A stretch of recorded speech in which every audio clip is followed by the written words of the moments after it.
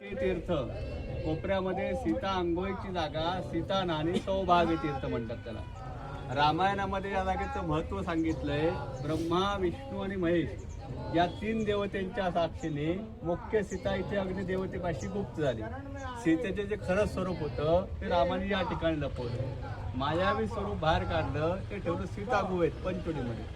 रावण लंकेला घेऊन गेला ते सीतेचं मायावी। खरी जी सीता होती ती तीन देवतेंच्या समोर अग्नीमध्ये राहिली, ज्यांना पाप नाशनी तीर्थ म्हणतात। इथे कपिल ऋषींची तपश्चर्याची जागा। कपिला गाय, कपिला कुंड। कपिल ऋषींनी 12 वर्ष तप करून नदी आणली कपिला, गोदावरी कपिलेचा संगम। लक्ष्मणाने जे नाक कापलं ती मुख्य जागा। ज्यावेळेस गोदावरीला पूर आला की सगळे देवस्थान पाण्यामध्ये असतं, म्हणून वरचं मंदिर बांधलेलं बघण्याकरता। नाक कापलं म्हणून गावाचं नाव झालंय नाशिक।